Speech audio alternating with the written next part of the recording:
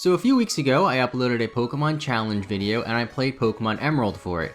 In that video, I mentioned how I didn't really understand why the vast majority of challenge videos for Pokemon were done on Emerald version or some other Game Boy Advance Pokemon game, but people who commented on the video let me know that apparently it is a pain to level up Pokemon in Black and White, making it one of the hardest games to do any sort of challenge in. I've been wanting to play through Pokemon Black and White again since it's been a little while since I played these games and they're one of my favorites in the whole series. Pokemon Black was even one of the first games I ever did a Nuzlocke run in, and since it's also been a while since I've done a Nuzlocke, I thought it would be fun to do a Nuzlocke challenge on Pokemon Black and see if it really is one of the hardest games to do a challenge in. Now if you don't know what a Nuzlocke is, basically when a Pokemon faints it's considered dead and can't be used anymore for the rest of the playthrough. You can also only catch the first Pokemon you encounter in each area, meaning your options are limited for what you have on your team. There's many other Nuzlocke variations out there and other challenges with some other rules, but those are the base rules that we will go by. So, can I actually complete a Pokemon Black Nuzlocke on my own?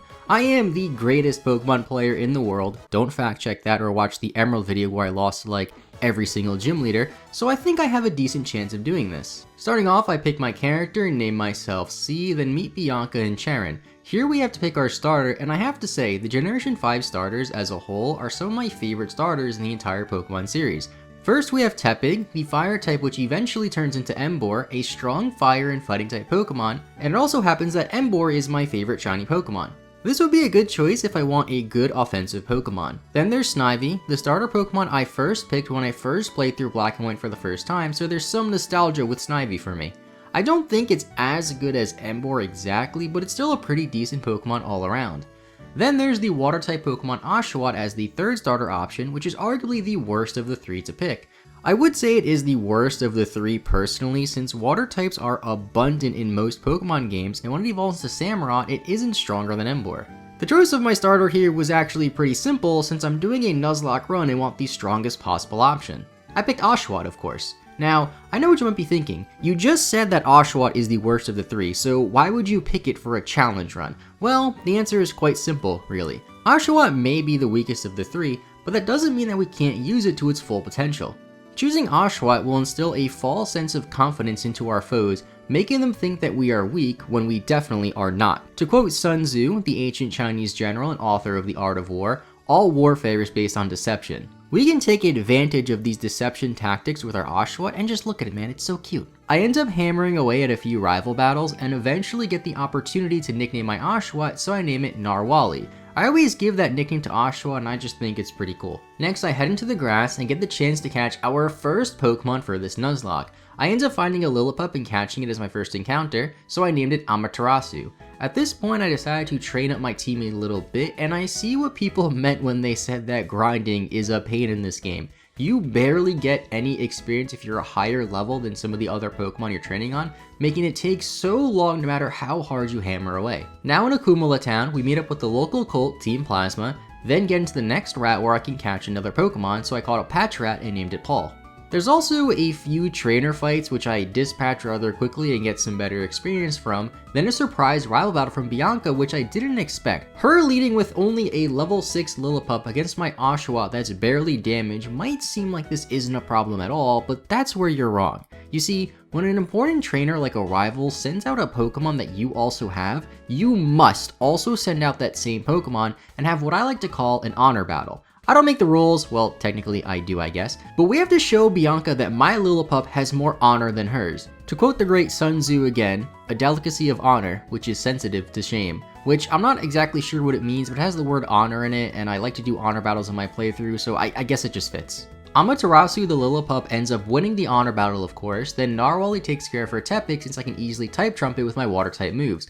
Once I make it into the next town, we have to find the gym leader who we are told is in the trainer school. I head in and instead we have another rival fight, but this time it's against Charon. I use Narwhali against his Snivy, and after a close call with him scaring me with some stat boosting moves, I knock it out with only 2 HP to spare, then use Paul to finish off his last Pokemon, and then Charon gives us some berries, and you guys know I love berries. Then I go back into the gym where we meet with the gym leader Silent, who tells us that we should train in the Dream Yard. I go over there, meet this trainer who gives us an Infernape, just like the one we had in the Diamond and Pearl as intended video. Now this Infernape looks a little bit weird to me in black and white for some reason, but I still give it the nickname of Sun Wukong, which goes along very well with the theme of this video as well. I decided to train up Amaterasu the Lillipup and our new Sun Wukong a little bit before the gym, since Narwhali won't do well against a grass type gym. After I'm done training and laying waste to all of the junior trainers in the first gym, I fight Silent. I lead with Amaterasu since I know Silent also has his own Lillipup for yet another rival battle for Amaterasu. Amaterasu is at a level disadvantage here, but Silent's Lillipup has Work Up, which boosts its attack and is quite terrifying. I managed to get Silent's Lillipup pretty low, then he goes for a potion to heal it up, and after that he does over half damage with Bite after all of the stat boosts. I try to heal and stall out a bit, but then Silent goes for another Bite, gets a critical hit, and knocks out Amaterasu, giving us the very first death of our Nuzlocke. It is quite unfortunate that it happened from a crit at the first gym nonetheless, and it arguably could have been avoided if I remembered to give Amaterasu one of the berries that Charon gave to us, but Amaterasu will live on in the afterlife and give us help in the rest of our journey. I eventually avenge our fallen comrade with Narwhali, then go back into Sun Wukong to type trump his Pansage. I'm only a level below his Pansage, but the only fire move I have is Incinerate, which does very little damage. It only has 30 base power, looks like it's about a 4-shot KO, and Silent keeps going for Work Up, which still scares me. Luckily the Vine Whips he's going for doesn't really do that much damage, and I'm able to keep hammering away with Incinerate, getting the victory. This first badge is dedicated to you, Amaterasu. After getting the first gym badge, I'm not really sure what's up next. To tell you the truth, I really don't know 5th generation all that well, and the last time I played through a 5th generation game was 2 years ago. I know the first 4 generations of Pokemon like the back of my hand, then with each generation after that I know them less and less as they go on, since as a kid I would constantly play through the first 4 generations of Pokemon over and over and over again. I do make it past the daycare and onto the next route where I am ambushed by Charon. Sun Wukong takes out his lead Snivy pretty easily, then I use Narwhali on his Purloin to zig when he zags for the victory. I then head in the nearby grass and catch a Pidove, which I named something that I completely forgot. I left it in the daycare right after that, and as I am recording this part of the video right now, I am so much farther ahead in the game that I don't want to backtrack just to figure out what its nickname was, so for now the Pidove is just unnamed, I guess. My second encounter after catching the Pidove was a Blitzel though. Now, I can't catch this because of the Nuzlocke rules only allowing me to catch 1 Pokemon per new area, but this would have been a great Pokemon to have on my team since electric types aren't that common this early on in Unova, and I do have a little bit of an electric weakness on my team as well. I then head into the nearby cave where I defeat some Team Plasma Grunts with the help of Charon, and then catch a Swoobat, adding to our electric weakness, which I named Dante.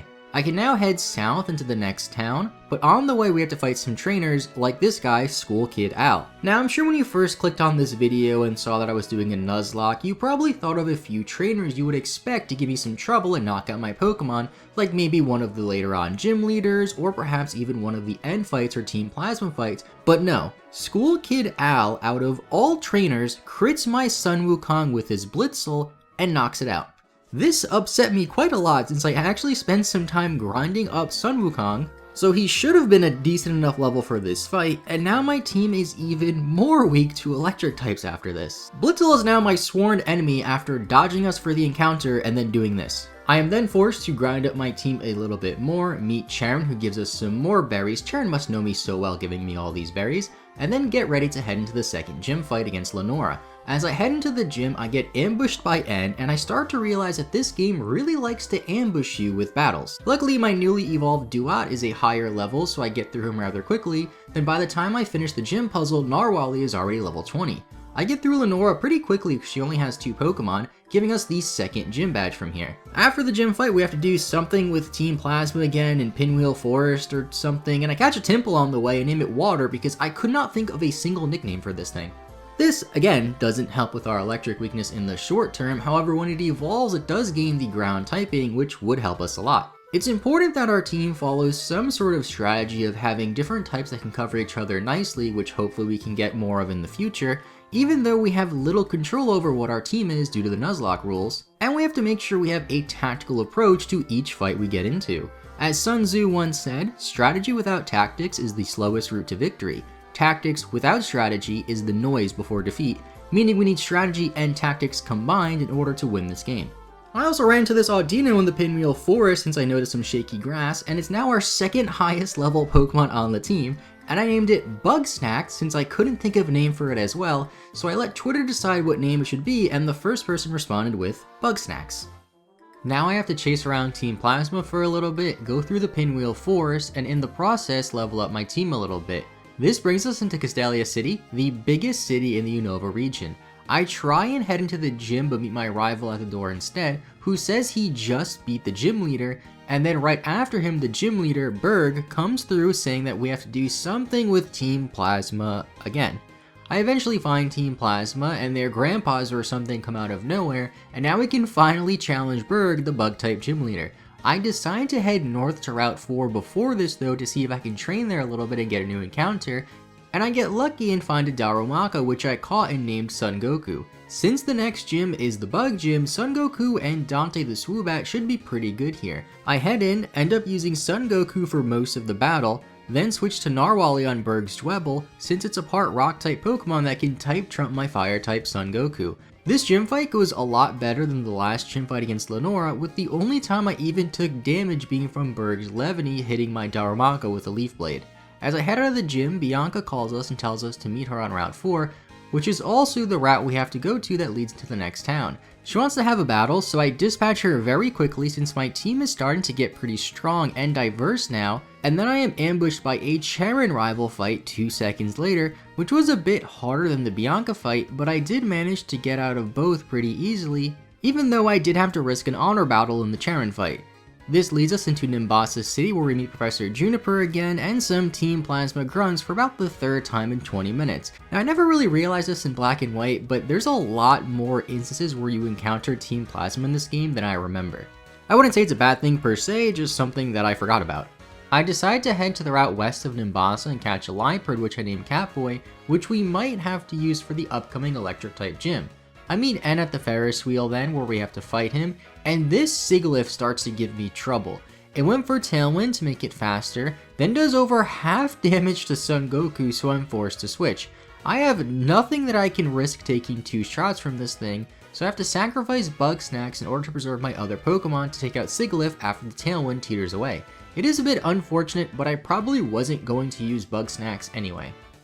I then head into the gym to see what the junior trainers are like, and this one junior trainer with 2 Emolgas gives me a little bit of trouble because of how annoying they are, going for double team and having the static ability. The gym leader Elisa also has 2 Emolgas on her team in this game, and this is a common gym for people to struggle with in a Nuzlocke. I decide to head out and train a bit more, and I caught a Sewaddle on the route to the right of Nimbasa, which I named Winnie. This would be good for a pure electric only gym, but since Elisa has 2 Emolgas which are part flying type and probably have flying type moves, it's just going to chill in the back of the party for now and possibly be used later. I then realized that I also have this Tympole in my PC still that I nicknamed Water, which evolves at level 25 and gains the ground typing which will help us a lot for the gym. It's only level 13 right now, so I decided to go back towards Castelia City to level it up, but unfortunately I get knocked down to 1 HP from training against this Darumaka, then knocked out by the sandstorm that was in the area.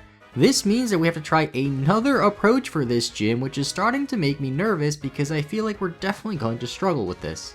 I decide to level up my team a bit more, then just head into the gym since I'm a little over leveled at this point. My Darumaka is level 32, and I figure could just one-shot all 3 of Elisa's Pokemon since they're not very strong defensively, and thankfully I do that and don't get staticked at all, which could have been a huge problem for us. This gym was much easier than I anticipated, then shortly after getting the 4th gym badge we have another rival battle against Charon. He ends up leading with a Liepard of his own, so I have to go into my Catboy the Liepard for this honor battle and end up knocking it out. The rest of the fight goes in my favor, then after that we meet Elisa, who somehow got in front of me even though I came out of her gym and directly over here and she didn't follow me, so I don't know how she got over there. We are then introduced to Alder, the champion of the Unova region, and then the bridge is lowered so we can head into Driftvale City.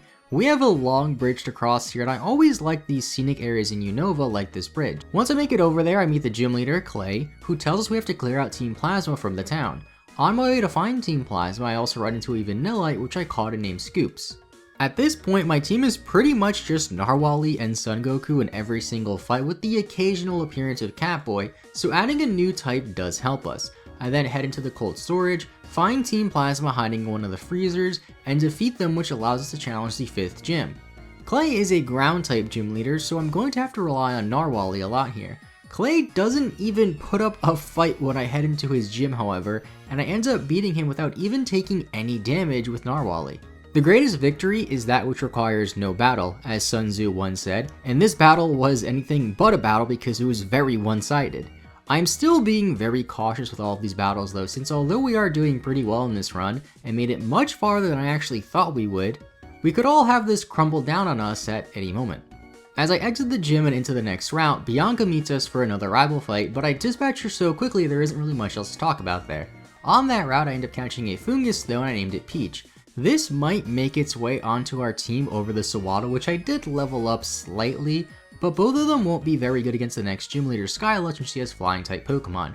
This then leads us into the Chargestone Cave where I encounter a Joltik which I caught and named Peter, which is another good option to join our team since we don't have an electric type yet. Then I run into N and do some other Team Plasma Cold stuff that I really don't care about. And while I'm in the cave, Son Goku and Narwhali both end up evolving to their final forms. This leads us to Mistletron City. I can already see all of the comments mad at me for saying every single Unova town wrong, which is also the home of the 6th gym. Before we can challenge Skyla, we have to head into the Celestial Tower and ring the bell at the top. On the way there, I encounter a Zebstrika, which I caught and named Nigel. This will be great for Skyla's gym since it can type trump her flying type Pokemon, so I start using it a little bit to level it up, only to have it die from a Scald from this random NPC with a Simipour. To be fair, it was raining and I wasn't fully paying attention, so I probably should have switched, but it gets even worse. I send out Catboy, thinking a Fake Out and a Pursuit will knock it out and that I'll outspeed it, but it just barely lives and knocks out my Catboy as well. I feel like so far I've lost more Pokemon to random NPC trainers rather than actual important trainers, but once I make it to the tower everything goes smoothly and I caught this Litwick which I named Doom. Now we can head back into the gym, phase plant into this wall, and then finally fight Skyla. I don't have an electric type anymore unfortunately, but the duo of Narwhali and Son Goku are just so strong, giving us another easy gym victory. Now we can head into Twist Mountain, where I run into a Girder, so I caught it and named it Suplex. Remember how I said the first Nuzlocke I ever did was on Pokemon Black back in about 2011? Well, I also remember losing that run in Twist Mountain, so I go through it rather cautiously and clear out Team Plasma without whiting out this time thankfully. I finally reach the other side of the mountain and get into Icarus City, home of Bryson, the Ice-type gym leader. I have Son Goku, a strong Fire-type Pokemon, which also coincidentally learned Hammer Arm kind of recently, so when I fight the Bryson gym fight, I hammer away using some Hammer Arms as well and get this victory very easily as well. There's a lot of other random Team Plasma story stuff after this, where nothing super interesting happens besides a few rival battles and random Team Plasma stuff, so let's just fast forward to Opelucid City.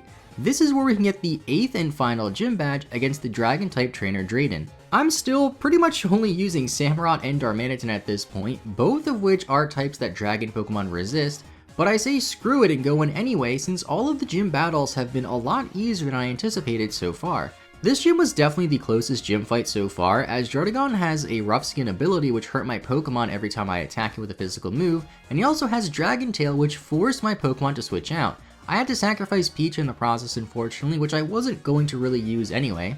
So outside of that one death, we get through Drayden a lot easier than I thought, giving us the 8th gym badge. I head out of the gym and meet Professor Juniper and she hands us a Master Ball, which I can hopefully use on something before facing the Elite Four. I remember the first time I played through Black and White, I had some trouble with the Elite Four in this game, so I don't think I'll be able to make it through just using 2 usable Pokemon. I still am very surprised that I haven't struggled against any of the gyms, and I haven't really lost any major Pokemon outside of Catboy to a random Simipour. And to be honest, I really expected myself to lose somewhere between the 3rd and 6th gym. Before we can go through Victory Road, we have to travel back to Route 7 because of some sort of storm in the Unova region. When I get there, we eventually find a Tornadus and then it just flies away. I don't remember this part of Pokemon Black and White at all, but now we can finally go through and into the Elite Four.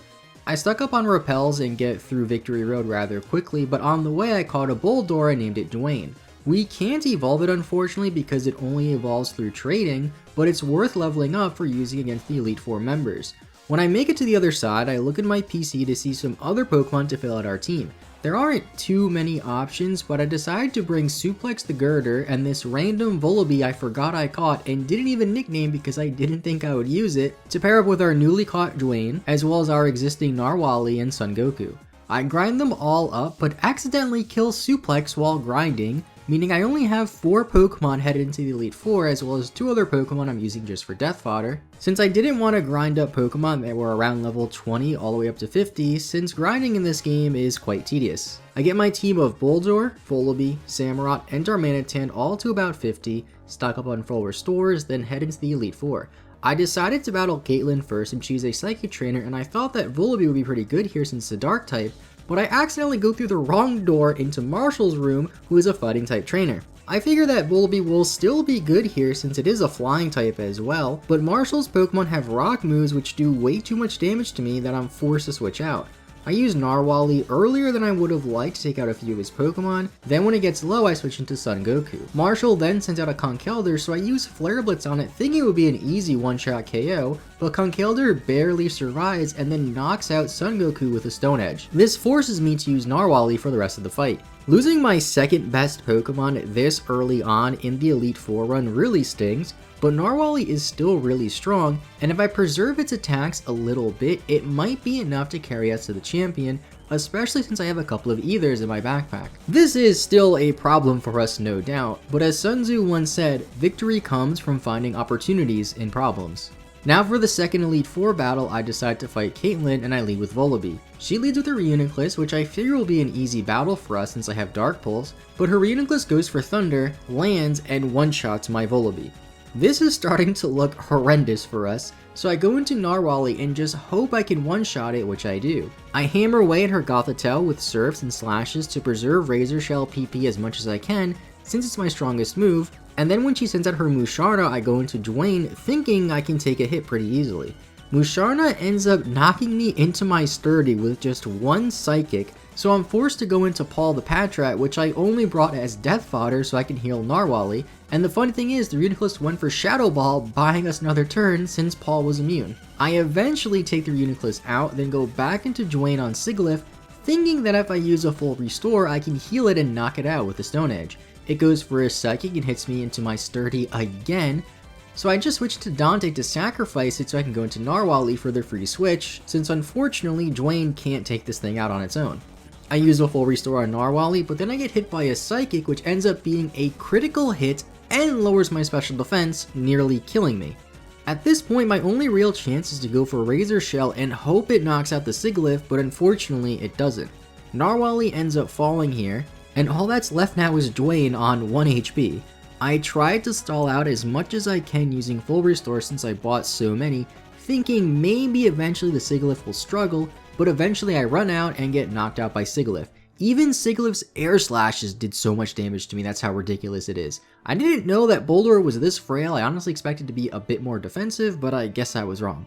This Nuzlocke met quite the unfortunate ending, with the Elite Four giving us way more trouble than any other gym leader prior did. I think my downfall was relying too much on mostly just 2 Pokemon for the majority of the run, making the rest of my team much weaker. I also went into the Elite Four thinking I'd do well with pretty much just Son Goku and Narwhali doing most of the work, but I was not victorious. To quote Sun Tzu one last time in this video, victorious warriors win first, then go to war, while defeated warriors go to war first, then seek to win. We definitely fell victim to this since I went in rather blind, but hopefully next time we can win our next challenge. Now that the run is over, I just want to thank everybody for watching. If you enjoyed this video and made it this far, consider leaving a like, as one like really does go a long way and helps the channel a ton, and subscribe so you don't miss any future videos. This video was a lot of fun to make since I haven't done a Nuzlocke run of a Pokemon game in a while, and if you want to see me make more videos like this, let me know in the comments down below. This was a nice change of pace from the intended videos I've been making, since I can play the game without having to stop every 5 minutes to read the guide and make sure I'm following it exactly. I should have an intended video coming out pretty soon though, so be on the lookout for that. And with all that being said, I want to thank you all for watching once again. Hope you all have a great rest of your day. I'll see you all next time, and bye bye.